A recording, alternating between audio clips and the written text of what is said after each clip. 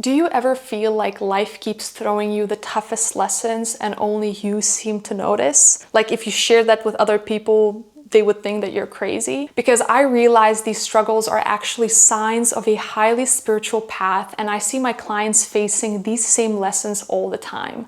So in this video, I'm going to show you the 3 hardest tests spiritual people face, what they really mean, and how to move through them with clarity and purpose. Let's start with the reason why so many spiritual people struggle at the start of their awakening. When my spiritual awakening began, I was hit with a challenge that I never expected. Suddenly, it felt like I was speaking a different language than everyone around me, and the people closest to me just couldn't understand what I was going through, no matter how hard I tried to explain. Every time I tried to share what I was going through, it just made me feel even more out of place and more misunderstood. At the same time, I was dealing with a lot of triggers, panic, a lot of fears, and it was kind of my regular day-to-day experience at that point. And the idea of being social or hanging out with lots of friends felt really exhausting. So bit by bit, I started stepping back, doing less things outside the house, seeing my friends less, and even not engaging in as many hobbies or routines that made me happy initially. And here's where the first real test on the spiritual path shows up. You start to notice the quiet creeping in, the empty spaces where noise and busyness used to be, and you question yourself. Am I just being weird? Is this just a phase? Why does it feel like nobody gets me anymore?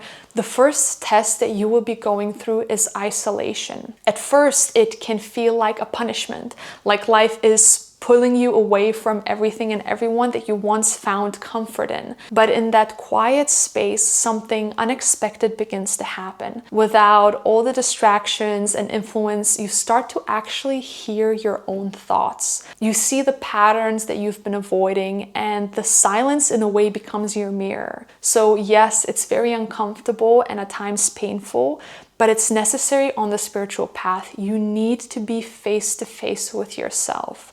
So if you're faced, that was an intentional pun, if anybody got it. But if you're faced with this test right now, please know that you're not alone in this. And there's nothing wrong with you. I felt like a hermit during this phase, and it lasted a couple of years for me. But it was an incredibly important test through which I learned a lot about myself. This stage is making space for something new. It's not about suffering through loneliness. It's about discovering who you really are beneath all of it. And use this test and this time of isolation to dive deeper into your own self. Start tracking your thoughts, your fears, your insights, record voice notes to yourself, write in a paper journal, make video entries, document this experience, and don't let distractions pull you away from this important time. If you feel uncomfortable being with yourself and your thoughts, this is not the time to spend hours scrolling on social media or on your phone.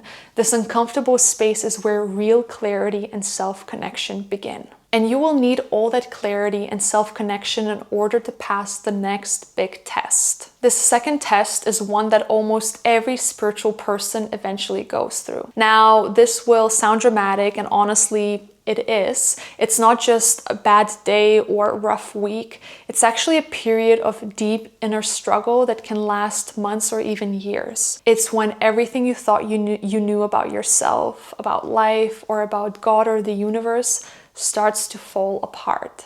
It's the dark night of the soul. For me, the dark night of the soul was one of the hardest things I have ever gone through. I honestly thought I was losing my mind and I was going crazy. I felt completely disconnected from people, from my own sense of self, and even from life itself. It was like walking through a fog where nothing felt meaningful anymore. And I kept asking myself, what's the point? Why am I even here? I don't think I can take this anymore. And it wasn't just in my head. My life on the outside also started to crumble. My relationships shifted, certain people left my life, My old ways of coping stopped working, and it felt like the foundation that I had built my whole life on was being demolished. And in a way, it was, because that's exactly what the dark night of the soul does. It destroys the old version of you so that a new you can emerge. And there are different stages to this experience. I have a video about it, but at first there's the emptiness and confusion, like nothing makes sense anymore. Then comes the purification stage where you're confronted with your deepest patterns, fears, and wounds. And this was the stage that almost broke me, and I was crying constantly. I questioned every belief that I had, and I even worked with a therapist because I honestly thought that I wasn't going to make it through. But what I learned was that all that pain wasn't random, and it was life forcing me to look in the mirror and finally face the parts of myself that I had been avoiding. And that's the key. The dark night of the soul isn't a punishment, it's purification. It's a deep cleaning of your soul. And yes, it's excruciating at times, but it's also sacred. Because once you move through it, you start to feel lighter, clearer, and more connected than ever before. My own dark night of the soul lasted almost 3 years. And trust me, in the middle of it, I didn't think that I would survive it, but I did. And I wouldn't trade it now, because it was through that darkness that I discovered my true self. So if you're in this test right now, please know that you're not crazy and you're capable of getting through this. You're being stripped down so that the real you can come alive. So stay with the process. Get support if you need it. And remember, this stage is not going to last forever. Just focus on doing the inner work, let go of pain, trauma, and patterns, and process everything that comes up. And once you face that, there's still another layer that almost no one talks about. But if you pass this test, you'll start to see purpose and meaning in everything. This next test hits differently because it's not about pain like the dark night, and it's not even about the loneliness like isolation.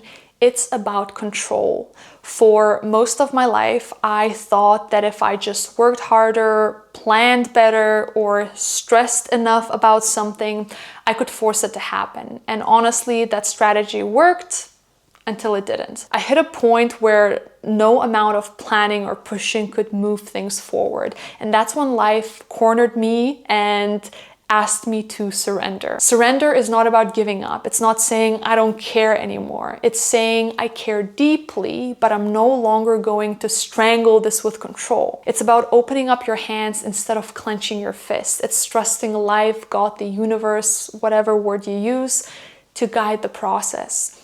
And this is probably one of the biggest lessons that spiritual people need to learn: surrendering and letting go of control. And I'm going to be real with you, it's not easy. It's not easy at all, especially if you've been let down before.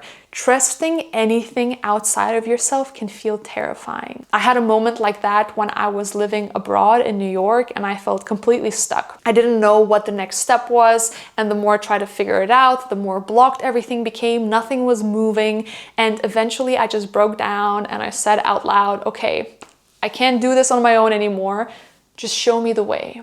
And I kid you not, within days, doors started to open, things started to shift, and once I let go of that control, I could finally be guided. And that's the power of surrender. When you stop gripping so tightly, you actually create space for things to flow in. So how do you actually practice surrender? For me, it shows up in different ways. Writing letters to the universe and then letting them go, going for long walks and talking out loud to life itself, or even crying when I need to cry, because tears are a natural form of release. And sometimes it's just sitting down and quietly saying, I don't know the answers right now. I don't know what to do. I trust that things will unfold how they have to unfold. And right now, with everything that I have going on, running a business, moving countries, being involved in so many things, surrender is at the core of it all. I work towards things, I put in the effort, but I surrender the outcome. And if things are not going smoothly, I don't push for it. And the most important thing is surrender isn't about becoming passive. It's about shifting from forcing to allowing. You still show up, you still take action, but without the constant overthinking or panic. You start to respond to life instead of trying to control it, and life will push you to the edge of your control so you finally learn how to let go. But here's what most people don't realize.